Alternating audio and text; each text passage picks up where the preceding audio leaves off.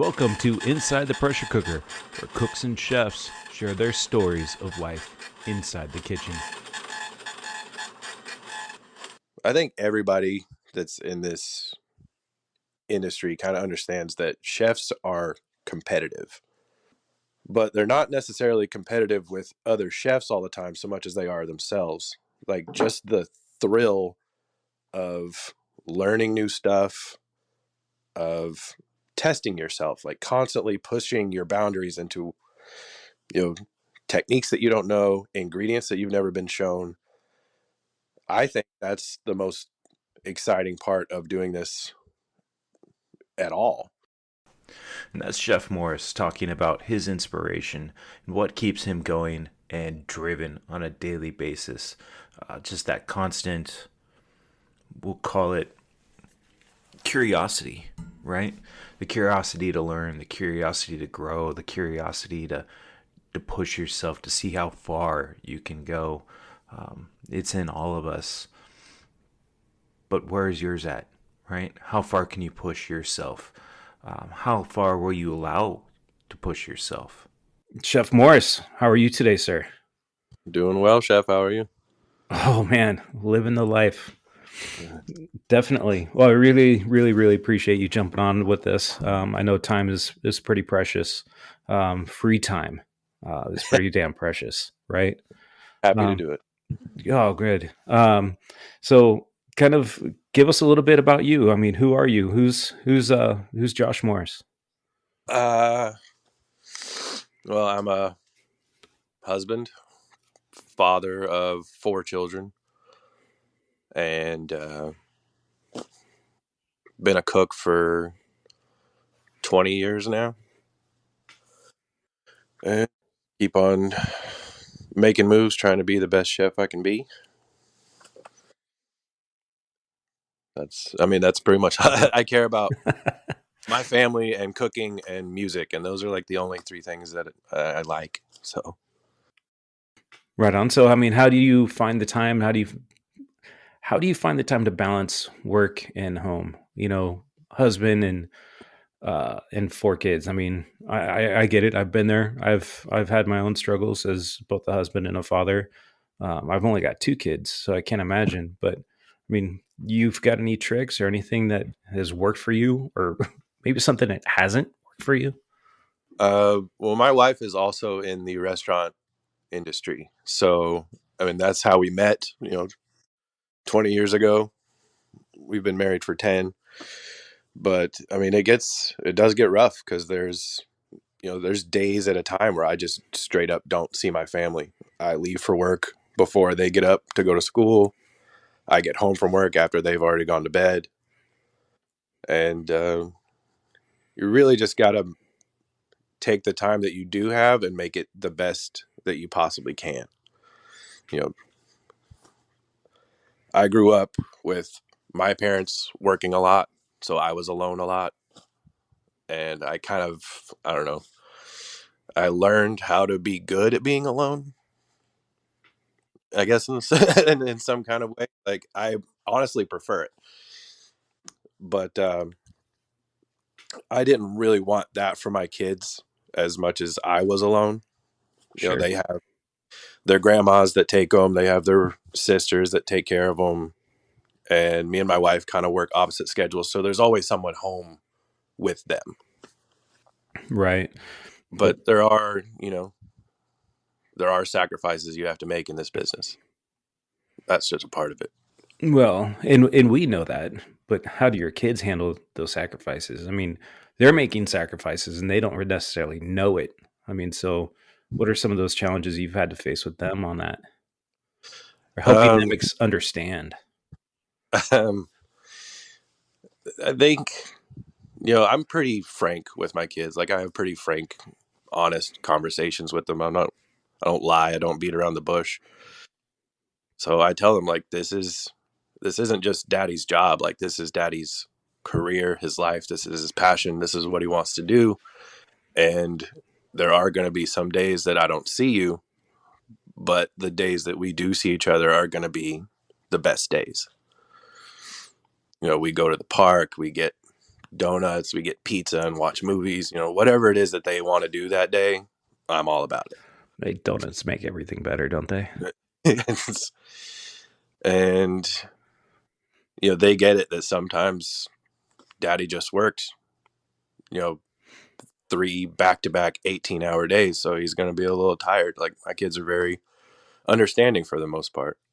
It does suck when they kind of have those moments of breakdown and they're like, we just miss you. I'm like, I miss you guys too. Yeah, those are fucking daggers, aren't they? Yeah, it's hard. But I mean, you just got to remember what the end game is and keep your focus on that and try your best to control the short game. Right. End game. We'll talk about that here in a little bit towards the end too. Now, you've been in the industry 20 years, right? And, so I've had the pleasure of working with you for, I think it was 5 or 6 years now. Yeah.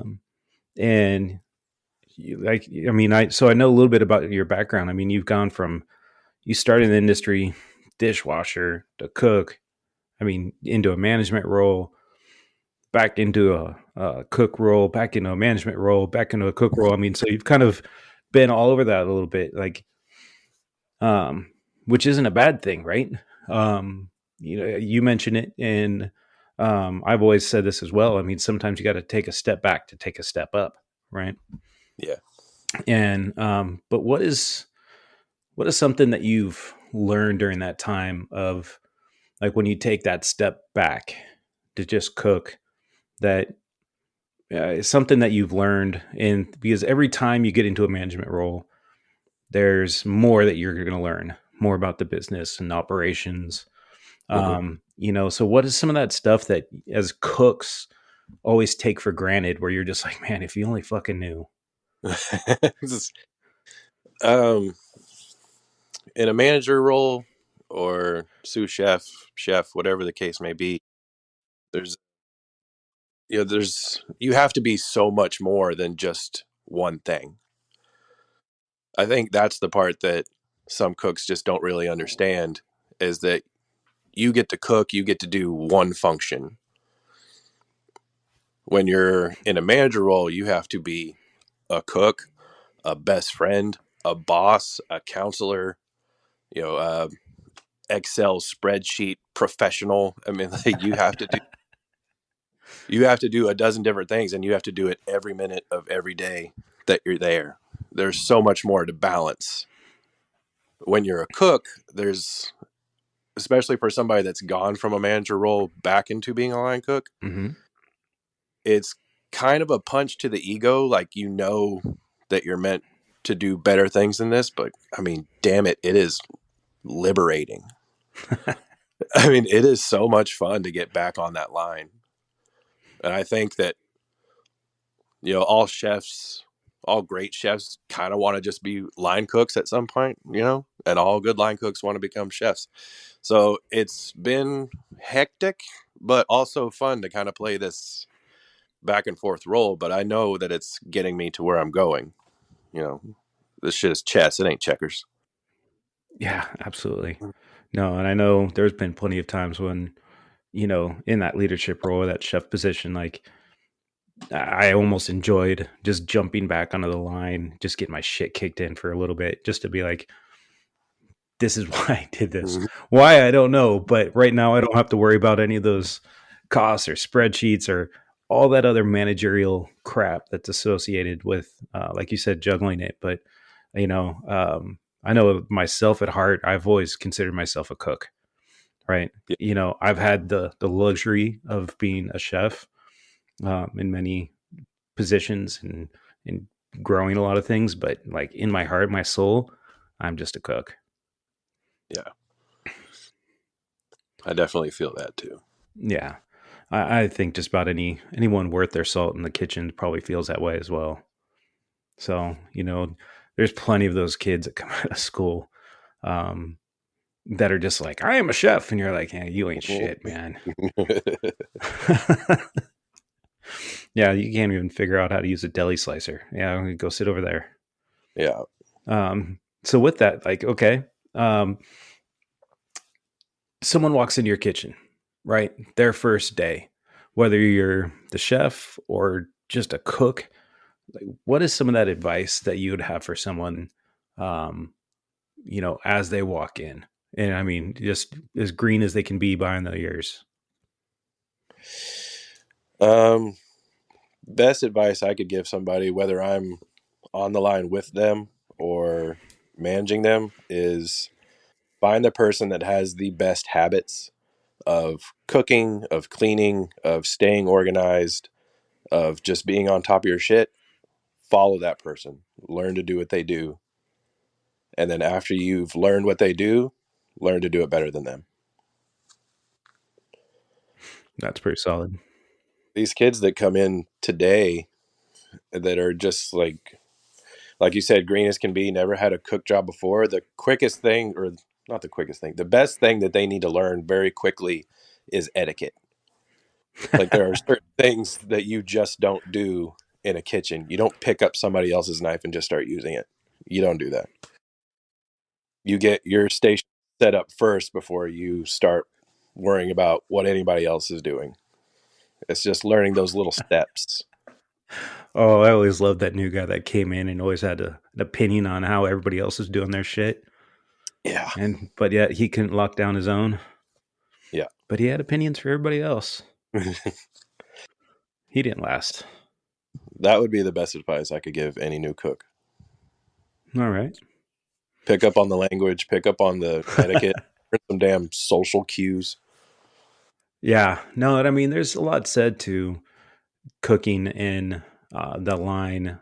And like you said, I think you mentioned like whether it's the social cues and those etiquette, but one of those well-oiled machines too that they almost start to operate when you got a crew that's been there and worked together, like almost in silence, but Yeah. everybody knows what's going on, what the other person's doing, when they're in trouble, when they need help, when they don't. Mm-hmm. Um, and that's always a pretty beautiful thing to see too. Yeah. They don't need that new kid rolling in like a fucking yeah. Anyway, so but how do they know cooking is for them? How did you know it was for you? Um, when I was a kid, like, I don't know, 12, 13 years old, was when Emerald first came on TV. And I used to watch that show with my dad, and we would come up with, different dishes to do with each other, or I would cook dinner for my parents and just try like little weird things. They didn't always love it, but it was fun for me. And I thought that was kind of the end of it, honestly, was just like, this is something I like to do at home. Not a big deal. When I got a job at a restaurant, I started out as a host and a busser, because it was such an entry level gig. Sure. And I hated hosting. I don't like talking to people. I was a great busser, though, because you can put your head down, you can stay busy, and you don't have to talk to anyone.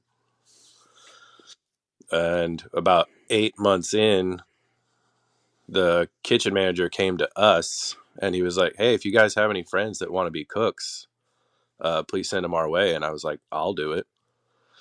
And the look on his face was kind of hilarious. He was like, "You want to cook?" I was like, "I don't understand why you're looking at me like that, but yeah, I'll do it." It was right towards the end of high school, so I was like, my schedule's about to open up. I can work whenever.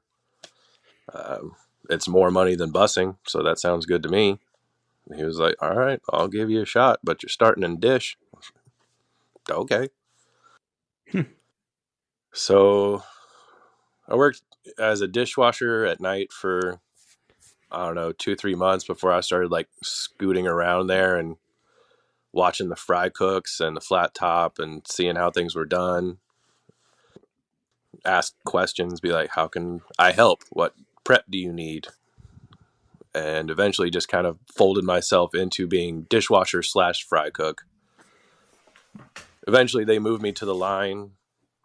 They got another dishwasher. I didn't have to worry about that. And I was on the line for, I don't know, 3, 4 months, when there was one night where the entire kitchen crew walked out. And I can remember those guys, like, they were people that I knew, like, socially and through work too. So they were on their way out the back door. They were like, "Yo, you coming?" And I just kind of stood there, like, not really knowing what to do. I mean, I was 17 years old. I didn't really know what the best move was, so I stayed and I closed the kitchen down by myself. Ooh, so why'd everybody walk? Um, I don't know, man. The kitchen in the restaurant we were in the town we were in, like, everybody was drunks and junkies and drug dealers. So, like, none of these people were what you would call particularly reliable in the first place. Sure. But I don't know. They used to bitch about everything all the time. And eventually they just kind of, they were like, "This is it. We're leaving." And I stayed behind. I closed the kitchen till about 3 o'clock in the morning, and I was about to filter the fryers. And then the closing manager was like, "You know what? Just go. We'll deal with the fryers in the morning." Okay. So they brought in a whole new crew and a corporate training team. And since I was like the last man standing, I got moved up pretty quick to in a leadership role. And it just became something that I was good at. And it was weird because I was like this 18-year-old kid and I'm managing a team of like 30 and 40-year-old guys. There was a lot of weird power struggles, but I mean, eventually I was always the guy on top. Nice. And I worked at that place for a decade before the idea of being a chef ever even set in. It was honestly, I started dating my wife, and she was really into food. So she would watch like Bourdain all the time. And that became a big factor in my life. Like, who is this guy? I've never heard of him before. And I read Kitchen Confidential, and I thought that shit was just magical. So I left that restaurant to go I took a really heavy pay cut too, to go be a line cook at a new restaurant that was opening up. But I was so amazed that there was a chef there and people brought their own knives to work. And little things like that, like, hella impressed me. So I wanted to be like on top of my game right from the get-go. And I don't think I was during the training phase.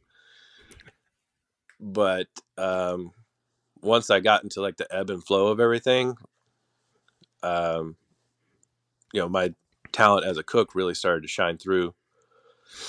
My schedule was limited because I do have the kids and the wife and Sure. everything like that. But,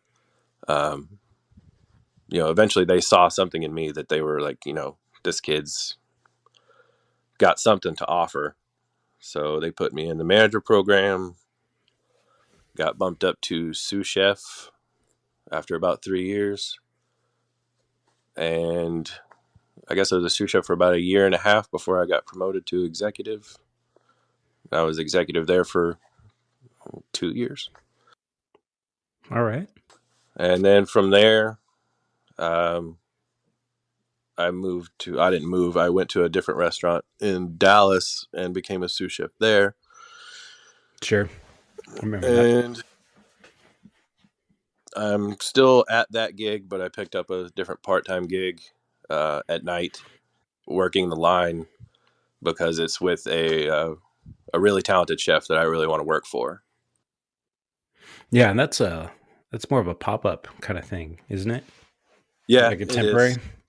The location that it's at right now is only open till the end of the year, but they're starting a restaurant group, so they have a lot of plans for future restaurants within the next year, and I definitely want to be a part of that.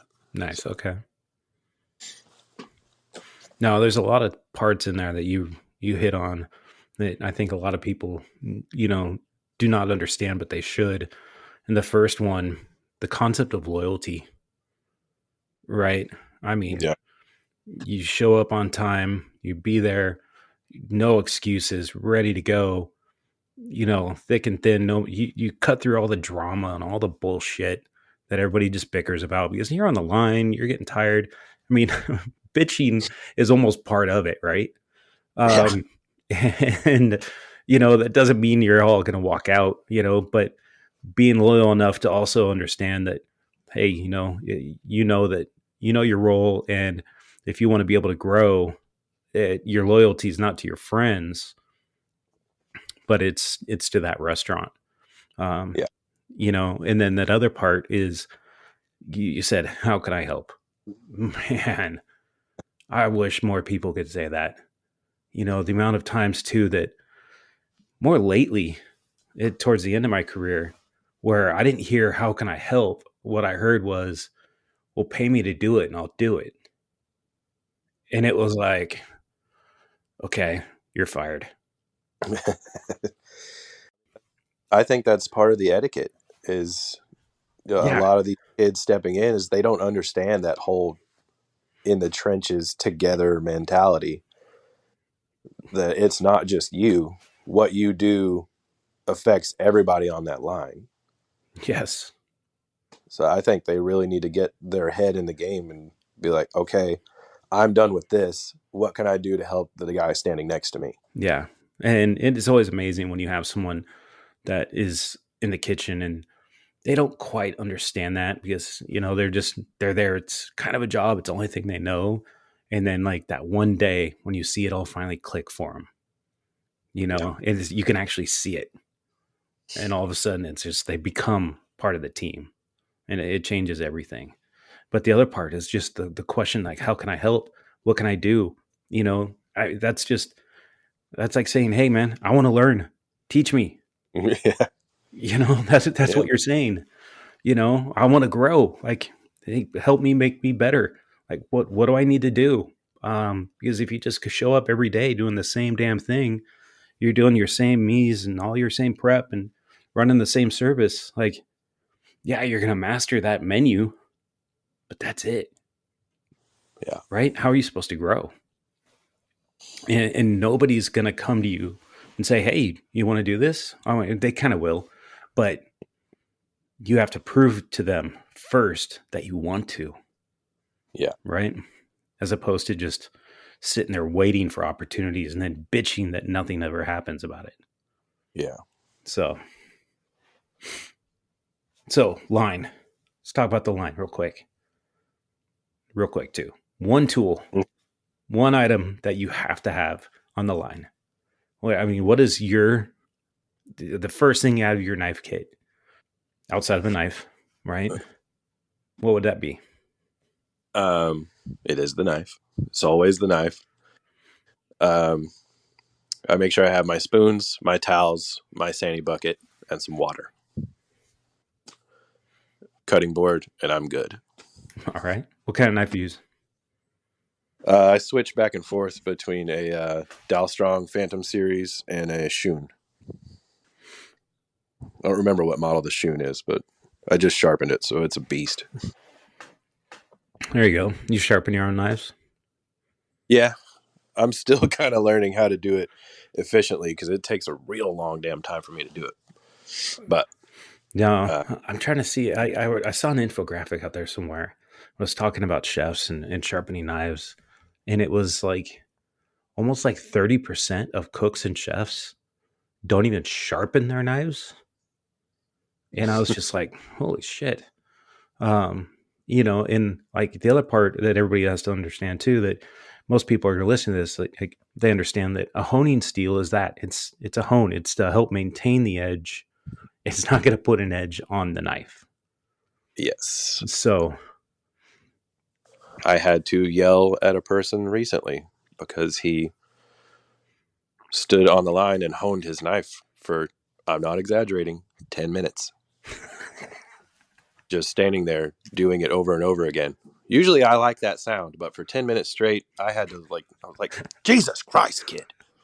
Do you have dude, nothing else to fucking do right stop. now? If it wasn't sharp in the first 30 seconds, it's definitely not sharp now. Yeah. Especially if you keep changing the angles on it. Yeah. All right. So, what inspires you? What inspires you to grow? I mean, I know when I say inspired too, like we're driven by a passion, right, to grow. And there's something about the food industry that man, I don't even know how to explain it. I mean, it's just in you, right? Yeah. And then there's that drive and that inspiration that you want to grow. Some people have it more than others. So what is that for you? Um, I think everybody that's in this industry kind of understands that chefs are competitive, but they're not necessarily competitive with other chefs all the time so much as they are themselves. Like just the thrill of learning new stuff, of testing yourself, like constantly pushing your boundaries into, you know, techniques that you don't know, ingredients that you've never been shown. Sure. I think that's the most exciting part of doing this at all. So that's kind of where it always goes to is I love learning and I love pushing myself. So the best way to say that and wrap that up is you're inspired by the curiosity of it all. Yes. And I constantly get new cookbooks and I fly through them, and I try to stick to cuisine that like makes sense to me. Okay. I think you should, when you're a chef and you're trying to find a style, you need to align yourself with other chefs of that style, or you're just going to kind of be all over the place. Fair enough. So yeah, I buy used cookbooks a lot, and then when I have any downtime, I just read a couple of pages. Sometimes they're cookbooks, sometimes they're just memoirs from the kitchen. Sometimes they're leadership books. I mean, anything that I can to just keep growing. So what's your favorite cookbook? Like one that you always kind of when you're looking to do something, whether it's because you just like the techniques in it, you're still kind of trying to master and tweak it. Like what's the one that you kind of go to the most right now? Um, I don't know. Honestly, I have a lot. There's the bistronomy movement from like 10 years ago when all the Paris bistros started kind of switching their format around and being like the prefix menu, Mm-hmm. but it was cheaper. It was in a relaxed environment, had a great wine list. Uh, those really inspire me. The Manresa book from David Kinch. I don't think his style and mine are really very similar, but his philosophies about food, how he thinks about food, is very impactful. Right. And a lot of the like, I guess, early California stuff, Alice Waters, Judy Rogers, people that were affiliated with Chez Panisse. I don't know why. I really connect with that kind of food. It was all very stripped down. Um, really put a high, what's the word I'm looking for? Emphasis on the quality of the food, not necessarily the presentation, or anyone can make a steak taste good. Right. Yeah, you make a carrot taste good. Yeah. Yeah. No, that early style, that California cuisine, and like you said, that Chez Panisse, and everything that came from that. It really is almost its own um, category of California cuisine as well. Yeah, Because California cuisine could be lumped in with a lot of, um, I don't want to say that fusion element, but there's a lot of that Pacific Rim that gets involved. But when it comes to, the Chez Panisse, that was all about just making, having the best produce you can. And it was really, I think, a lot more about, you know, the first farm to table um, kind of movement. I say that laughingly because it's like, well, almost everything's farm to table, right? Unless you're like growing something in the lab or something. But all the produce that comes out there, it comes from a farm somewhere. Um, but it was more of that the locavore, um, and it was just really emphasizing individual dishes in not over complicating dishes as well. yeah. Yeah, it's definitely an art to that one as well. Jeremy Fox is another big one. Okay. His book on vegetables is really good, and the chef that works under him, Andy Dubrava, I've been following him on Instagram, and they really take um, the old world like ideas of you know using every part of the plant or the animal, a lot of preservation techniques, and I think that's just fascinating. I think it's kind of something that got lost to time, and now everyone just they throw away their herb stems and they throw away their onion peels. But Right. there's so much cool shit that you can do with that if you just think about it. Yeah, there's definitely a lot to say about. At one point, everything was about using. I mean, people used every part of everything because they had to. Yeah, And then the concept of, I don't even know if it's a concept, but you know, the plentiful, how everything was just so plentiful. It just created a lot of laziness. yeah, And it's like, I don't have to worry about that. Just throw it away. I mean, you didn't have to worry about making your own stocks. Your people were buying them.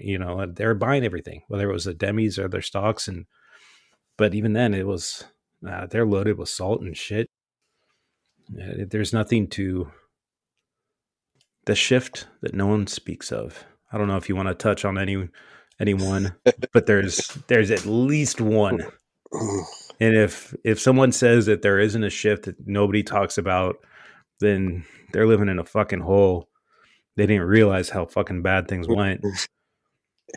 But whether you're a cook, it could be the chef, and the team walks out and you're just like, what? I mean, that's a whole nother shit show. You got to kind of have to face, like, why did the team walk? yeah. But you know it could be anything. I remember the first was it the first Mother's Day at Barley. Oh, Oof, yeah. you know see, and that's it. It's, Right and there's nothing else to say. yeah. I mean, so I've stolen that one from you now. So what's one for you? Well, at Barley, we had the sheer luck of was it high school graduations also falling on Mother's Day weekend. So every uh went Mother's College. Day, It was college there's graduation. two colleges. Yeah. Yeah. So yeah, all those Mother's Day weekends were just brutal. We've gotten to the point to where everything's kind of like with me and the crew. Everything bad that's happened is just kind of a joke now. Yeah. There's, there's no things that's like taboo. But man, I was doing an event out of town where I had to make 1,000 tiny pancakes. Yeah, I had to make 1,000 tiny pancakes over the course of 2 days. So I got there at 5 a.m. to finish the last batch, and my general manager had the great idea of injecting them with blueberry syrup instead of doing it on the top or as a dip. So I had 1,000 tiny pancakes, whipped cream, lemons for zesting, and this pot of blueberry syrup that I like triple wrapped in plastic because I knew it was going to be riding in the car with me and not in the trunk. So I drive to Dallas to the. They told me that it was at the Dallas market, like the marketplace, not the farmers market. So they gave me the wrong place to go anyway. So I'm sitting there for about 20 minutes texting everybody. I was like, where is everybody? Where do I need to go? How do I set up? And this was like one of the first events I'd ever done too. So this was, already, Anxiety. yeah, a lot of anxiety. I want to do it perfect. And they were like, oh yeah, we're not there. We're at the farmer's market. I said, okay. So I try to get back on the highway and I can't get over, and I almost hit the median, and I had to slam on my brakes, and the blueberry syrup just goes flying all over the car. At that point, you're like, "Fuck it, I'm going home." Yeah. Luckily it was wrapped, so it wasn't a total loss, but damn it, man. I was already in a bad mood. Get to the farmer's market. We end up being one of the busiest stalls. I'm glad everybody loved it, but I'm hand injecting blueberry syrup into tiny pancakes. My hands are already arthritic as fuck just from cooking for so long. Like, I was in a lot of pain, but I just kept going through it. Didn't you guys Event think about using like those little plastic tubes that you just kind of, I forget what they're called, but you just kind of fill them up with your syrup or something, and just stick them into it, and then they can squirt it in themselves. No, that never occurred to us, chef. Oh, that's unfortunate. That would work for you. Yeah, that would have been great if someone had come up with that idea then. Huh. The event ends finally. I parked in the wrong place, so I got stuck behind all the trucks for an hour. I finally get back to the restaurant to drop off all the equipment, and it is just balls to the wall, shitty busy. It has been all day while I've been gone. Everyone is losing it. So I just jump in. I just like throw all that stuff in dish, jump on the line, start running the pass, start doing prep, make sure we're not like 86 anything. And it was just a hellacious, brutal ass service. And that day I worked from 5 o'clock in the morning till about 11 or 11:30 at night. And it was just absolute shit the whole time. And you're wondering, why am I chef? Why do I do this? But you show up the next day with a smile on. You're like, let's go, bitches. Yeah, you do. When you're in that kind of position, when you're a leadership position and everyone's looking to you, you have to put that face on. You have to keep that game face so that everyone else keeps a game face. Yeah, you can't let people know the Titanic's going down. Yeah, for sure. Yeah, oh, definitely. Big part. But yeah, that was one of the worst shifts I've ever worked. Yeah, moment of silence for all the others out there. So what's next for you, man? Like you've kind of taken that step back, out of some leadership right now. You're having fun, you're cooking, kind of rediscovering yourself almost. Because there's a lot you learn about yourself again, and the opportunity to just cook and not not juggle and manage, right? It allows a lot of mental space becomes cleared up, right? So what are you planning for? What's next for you? Um, I think the goal is when this pop-up is over, the chef and the group that she's with are going to start opening new restaurants. And I've already kind of talked to her about wanting to be a sous chef, and she seems pretty on board. So I think once this pop-up is over, I'll go back to just having one job with them, because it's a hugely talented chef Sure. that I can learn a lot from, Well, and that's the biggest goal here. Is you've got 3 months. Don't fuck it up. oh, don't worry about that. I don't fuck up, chef. Well, life happens. Life does. Well, what's something I'm not asking you? What's something we haven't talked about? You're just like, man. The questionnaire that you sent me, and you asked me a question: what is overplayed? Sure. And Yeah. I gave an answer that you would probably scoff at. Nah. Meat. Meat is overplayed. Now, we're in the DFW area. We are Yeah. the home of the steakhouse. So, in many ways, meat has been overplayed for in this area a while. Yeah. But it's so hard to get away from in this market. Yeah. But I mean, ever since COVID, I mean, the prices of meat have gone up, quality has gone down. There's been tons of shortages. I mean, I think it's just not just a responsible thought process to start doing more vegetarian focused dishes, but it's also a new challenge for people that have always had steak on the menu or always had a pork chop on the menu or, Sure. you know, roasted chicken. As much as I love roasted chicken, sometimes you just got to break off. And like I said earlier, like anybody can make a steak taste good. There's different ways of doing it, and you can make the best steak that you can possibly make, but it's still a steak. Yeah. Start with a great steak and don't fuck it up. Yeah. So to really like push yourself in a direction of, how do I take whatever we get from the farm?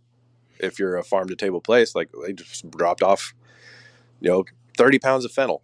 What are we going to do with 30 pounds of fennel? I don't know. Pickles. You do a lot of pickles, you do a lot of preserves, Yeah. there's a lot more fun to be had with in a situation like that than, hey, we got a case of steaks in. Sure. No, I agree with that. Using meat as an ingredient instead of the main focus, I think, is a fun way to think about food. No, I mean there's a lot that you've mentioned, and where you kind of brought it when you said that when a case of steaks comes in, it's like it's not as fun, But that also there's no buts, right? But I won't say but again. I think one of the problems we've had in the restaurant industry is we've become so detached from our food source. Yeah. Right. People are bringing in stuff all the time and steaks and all the middle cuts and all that stuff because that's just all they know. Right. Filet, ribeye, strip. It's like, Yep. what about the rest of the animal? It's, and there's so much of just so much detachment now because everything comes in boxes. Everything's nice and neat and clean. It's like, honestly, I mean, some of the beef I've seen come in, it could have been a vegetable. You know what I mean? Like it's literally like so detached from everything else. It's just, people just don't understand enough of it. And they're happy as shit in their ignorance of continuing that. That's another good reason I wanted to work with the chef I'm with now, is because she does get locally, sourced meat. She gets in whole hogs, Mm-hmm. and we butcher them ourselves, and we can make hams and charcuterie and pates, terrines, sell the chops, the tenderloins on special. But it's all about just breaking down this one pig and how much can you get out of it. Make head cheese. Like it's been an awesome experience so far. Oh, that's fantastic, man. Yeah, no, it's I know it's definitely a smaller restaurant that's over there. So they've got a lot of luxuries that running a smaller restaurant where you can kind of pull off doing a lot of that. You bring in one hog and run with it. Yeah. I've always tried to do that in some other places, but like an animal, whether it's beef, it's like a brisket. It's like, well, there's only 2 briskets on an animal, right? Yeah. There's only so much of any one thing. So, in your entire restaurant that doing 400 or 500 covers a night, and you need 100 of these, it's like, well, now what? So it's definitely a challenge, not just learning some of it, but kind of reprogramming the guests. That's a whole nother conversation right there. Yeah, it is. And thanks for listening to this episode of Inside the Pressure Cooker. If you haven't already, please subscribe to the show and leave us a comment. We'd love to hear from you on how we're doing.